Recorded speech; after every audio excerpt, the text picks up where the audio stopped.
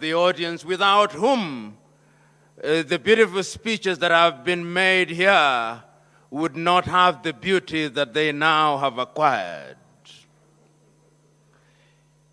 You know, when one is asked to talk about leadership in Africa, one's mind wanders in many directions, because in the recent past, the continent of Africa has been the subject of scrutiny from many quarters.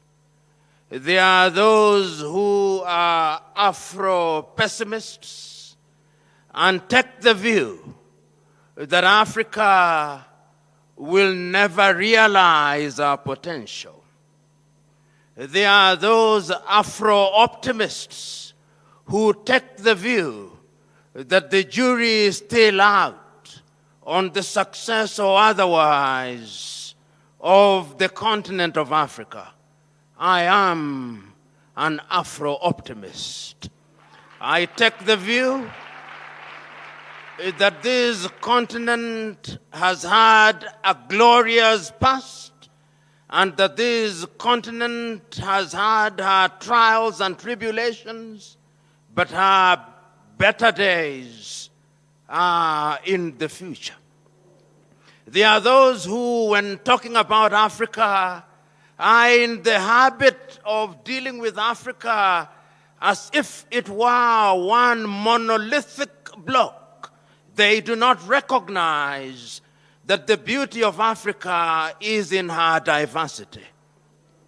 And indeed, when you care to undertake a geographical survey of Africa, you will be amazed at what the west of Africa offers, what the center of Africa offers, what the south of Africa offers, what the Horn of Africa offers, and what the north of Africa offers. That is the continent that we are talking about today. And we are talking about her because she continues in many ways to punch below her weight. And many are the commentators who take the view that the reason why she continues to punch below her weight is because the men and women who have had the privilege and honor to serve her in different political capacities or leadership capacities have not served her well.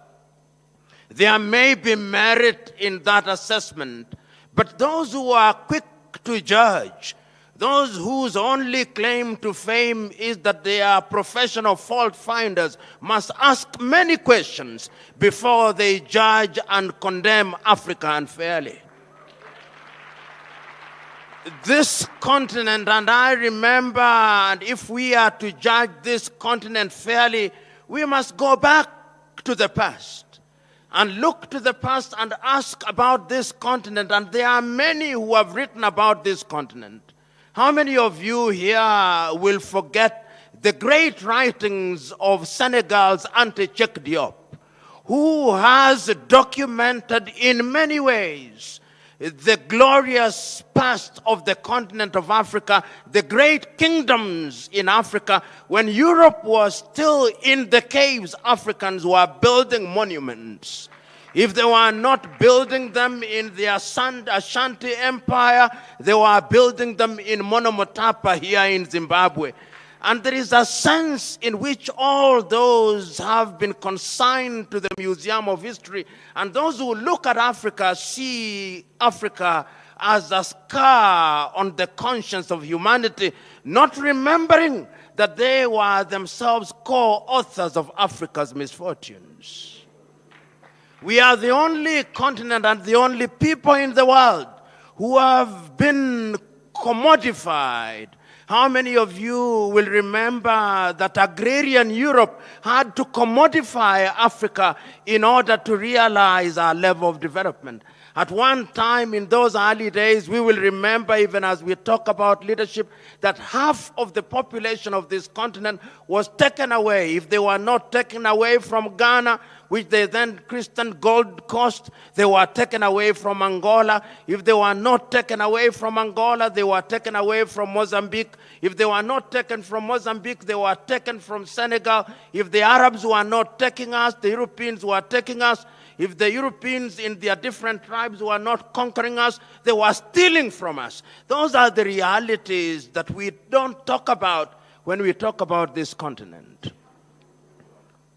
And you know, if one cares to judge the African continent, one must be historically conscious.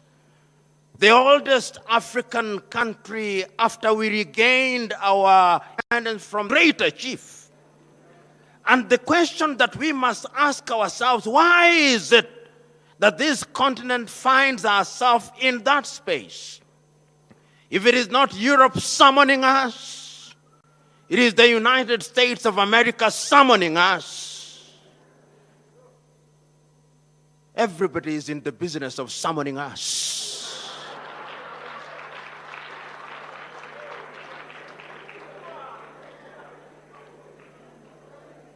One may ask, what has this to do with leadership?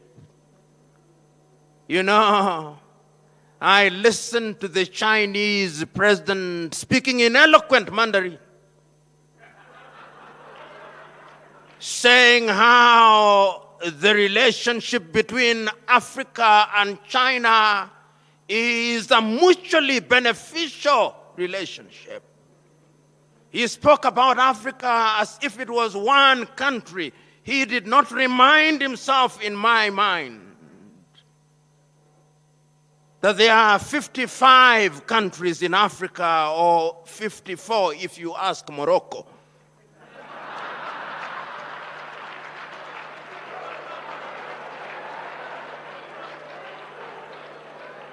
And I listened to the Chinese president specifically mentioning the Gambia and a few others, and Sao Tome and Principe, that they were welcomed back to the world because they had renounced their relationship with Taiwan and they had now recognized the one China policy. Do I say this because there is anything wrong with China? No. I'm saying this because the Chinese are providing leadership for their people. They know exactly what they want for their people, and they are doing exactly what they want for their people for the benefit of their people. The question that I'm posing to us, do we know what we want for our people? Are we doing what we need for our people? And the answer is, I doubt. Why do I doubt? I doubt because at the end of the entire enterprise, the Chinese president said that he had given, or his government had given, 60 billion United States dollars to 54 African countries. Notionally, therefore, each country would be entitled to no more than 1.5 billion. Half of the presidents who are present in China, each one of them, half of them, can produce 1.5 billion. Sportsmen in Europe and America, including boxers, can earn $1 billion in a single bout. And we are here celebrating and singing the praises of China because they gave us 60 billion. Once again, it is a statement of their ability to recognize what leadership is all about. I'm submitting to us that when we interact with people like the Chinese, there is something to learn from them. We may condemn them at forums such as this, but there is wisdom in asking ourselves, how is it that this country, which about 30 years ago could not feed half our population, has in 30 years during our lifetime succeeded in pulling up nearly 800 million people out of poverty? How is it that every road that is now being built in Africa, whether the road is in Benin or in Nairobi, Kenya, or in Johannesburg, South Africa, or in Kigali, in Rwanda, or the Democratic Republic of Congo, there is a Chinese firm whose name I cannot pronounce as the contractor for that firm. How is it? How is it that China, which about 30 years ago did not produce a mobile phone, today out of every 10 mobile phones, we are using 6 which are from China. If it is not Techno, it is some other phone. If we are not inviting Jack Ma, we are inviting another Chinese, because we have seen that they have the ability to organize their affairs. Some of us, particularly those of us who are in the middle class, our pride is that our child is learning Mandarin as a second language, not isiZulu, Mandarin. I fear, Bishop, that in the next few years, when they bring their children for baptism, and you ask them, how do you name this child? They'll say, Deng Xiaoping Simfiwe.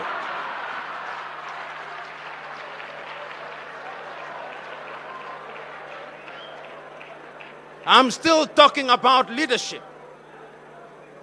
We have seen what leadership can do. Leadership has catapulted China to another completely different orbit.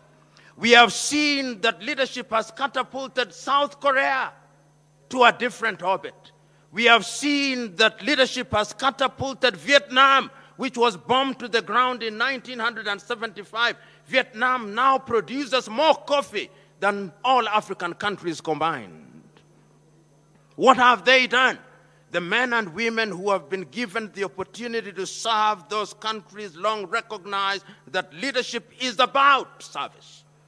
And I can't agree more with the Honorable Minister who spoke before me and the good Dr. Aaron who spoke before me, that the true essence of leadership is self-discovery and self-esteem. You know, where I come from in my tribe, and I know in many African communities, when you do something very well, they say, you have done it like a white man. When you arrive on time, they say, he has arrived like a white man. When you speak well, they say, you spoke like a white man. When you dress well, you dress like a white man. When you go to a beautiful place in Africa, you say, it does not look like Africa, as if Africans are incapable of doing the right things. And I'm telling us that until the day that we exercise the ghost of low self-esteem, Africa is going nowhere. I'm submitting to us that history has demonstrated times without number that personal conquest is the beginning of true leadership. If you don't conquer yourself, you are going nowhere. And I'm submitting to us that Africa must now recognize that whatever institutions you have, until and unless it is populated by men and women who have ideals, those institutions will collapse, never to be put together again. So going forward, ladies and gentlemen, I hold the view that a conference such as this, that brings together men and women who recognize that Africa should occupy her pride of place amongst the Committee of Nations, must be a conference at which we speak to each other honestly. I think we Africans have been too kind to each other for too long. The time has come that we must annoy each other. It is only when we have annoyed you sufficiently that we can canalize that anger, and that anger can then be used to move mountains. And my joy is that Africa is not sleeping. My joy is that Africans are now beginning to wake up to the reality that we have not only the intellectual wherewithal, but that we have the resources to make our countries grow and grow in the proper direction. You know, not so long ago, and not so long ago in this case means about 50 years ago, I read and listened to the leaders of the early days. if you listen to any one of those leaders, the clarity with which they were able to identify the problems of Africa and the clarity with which they were able to prescribe the medicine that could solve the problems of Africa was as titillating as it was as astounding. You know, I listen to the more casual works and I read the casual works of a young leader in the 1980s, such as Thomas Sankara.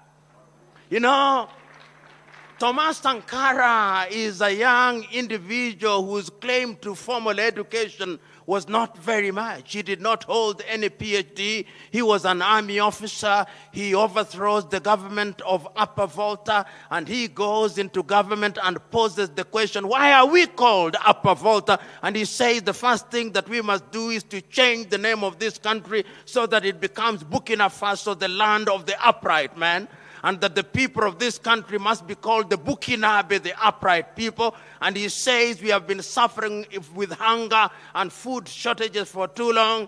We have depended on France for too long. We can no longer be children and toddlers in our adulthood. We cannot be in economic and political diapers for too long.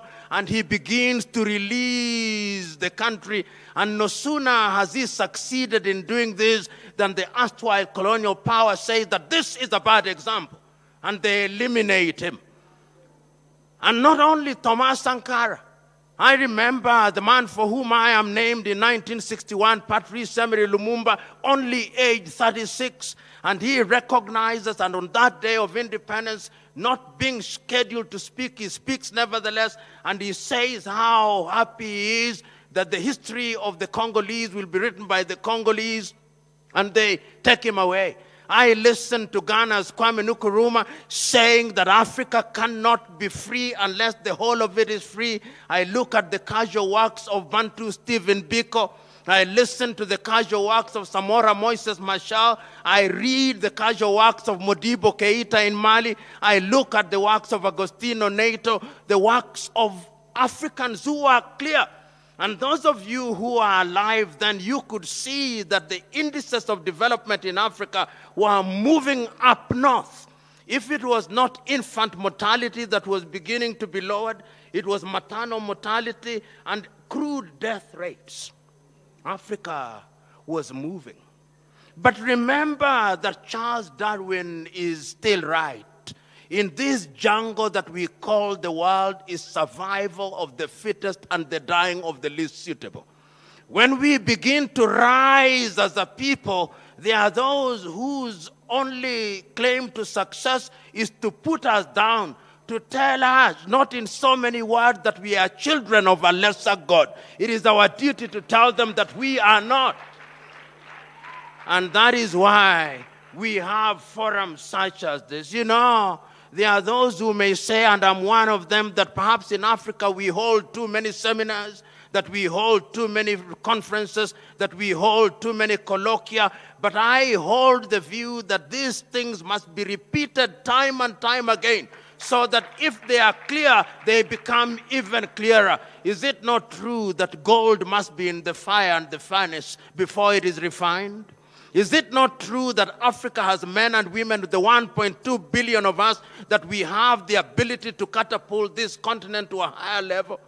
You know, there was a time that Africa deluded herself, that a leader was one in the nature of Moses, communing directly with God, and that this leader had a rod and staff, and that he would part the Red Sea of disease, and disease would disappear by pronouncement of abracadabra. That this leader would call and summon manna from heaven, and manna would fall. No, that is not leadership.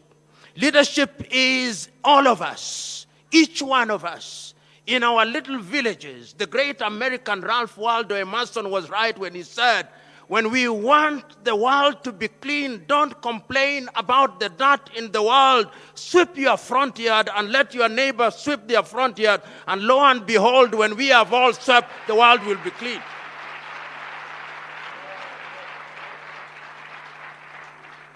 I'm now on a spiritual dimension. Mother Teresa was also right. when she said, when you go into a room and you find that there is darkness, don't complain about the darkness. Take a candle, light your candle, let your neighbor light a candle, and light will conquer the darkness. You know, I've been asked to give a concluding keynote address, not to preach and pontificate. So I must now move to conclude. And in my conclusion, warning you as I do, that having sat next to a politician, when I say conclude, that is the beginning of the second phase of my speech. But let me conclude by saying the following things. That this continent is now at crossroads. And when you are at crossroads, it means that you are faced with two roads. And you've got to make a conscious decision which is the road to take. And I think Africa made this decision. In the year 2013, the African leaders, whether you like them or not, that is another debate. You elected them, or they happen to be the leaders, and therefore they are the political leaders. And it is important to make a distinction between leadership in its broad sense and political leadership. Political leadership is the most visible leadership and the most effective in terms of marshalling all our resources and ensuring that they are coordinated in a manner that benefits us all. That is why political leadership is at the very heart of human development. The politicians sat in Addis Ababa in Ethiopia and came up with Agenda 2063. You know, Agenda 2063 says many things, but this is how I imagine Africa Agenda 2063. That in the year 2063, South Africa will have a GDP of 3 trillion United States dollars. And at that time, we shall not be measuring our GDP in dollar terms.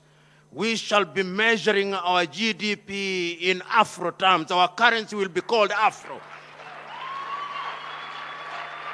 And the Afro will be the strongest currency in the world. And the GDP of South Africa will be 3 trillion. That the per capita income of South Africa will be 30,000 Afro. And that all our children will go and gain education from primary to university, the cost being underwritten by our taxes. That all our minerals will have a value addition, that we shall no longer be importing complete products from China. There will be a mobile phone. Namibia will be manufacturing a mobile phone. And that 1 million Africans will be using that mobile phone. That phone will be called Mobi Africa. And Namibia will not stop there. I look to that day, Botswana will no longer be selling any cows to Europe. Those cows and the meat from Botswana will be consumed in the continent of Africa, and Lesotho will not be left behind. And Eswatini will also be a Shangri-La where we will go for tourism, and it will not stop there. Mozambique will have some of the biggest ports in Africa, and Tanzania will be there, and Malawi will be there, and Zambia will be there, and Angola will be there, and Equatorial Guinea will have new leaders, and Equatorial Guinea will be the equivalent of the Silicon Valley.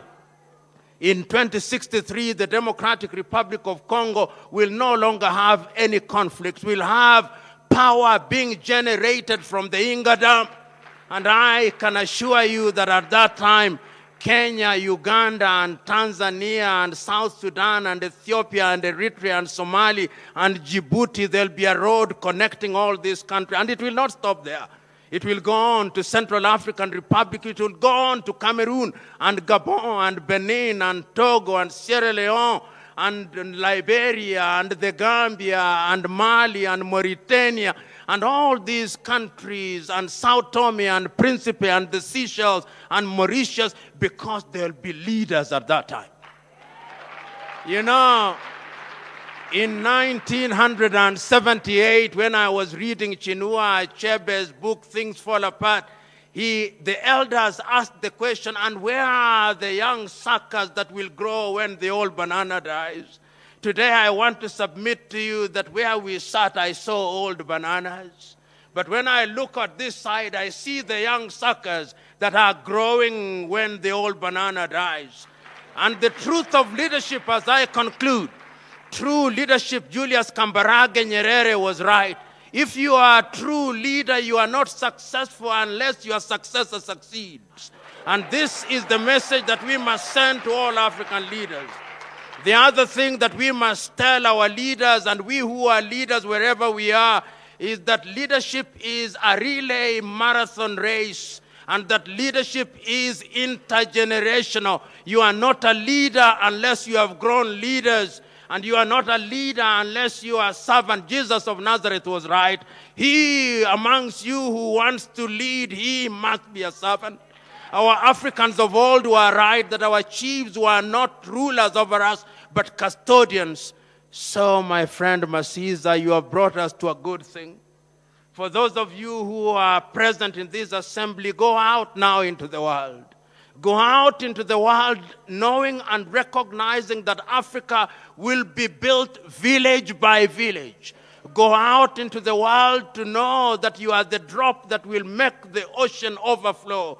Go out into the world recognizing what the Chinese long recognized, that the greatness of the ocean is because the ocean does not reject any river. So go out there and take the knowledge that is necessary. So go out into the world recognizing that Africa will fail or succeed on leadership, and leadership means servanthood. So go out there. The world has seen too many comedians. The world now wants actors who will serve. Go out and be blessed.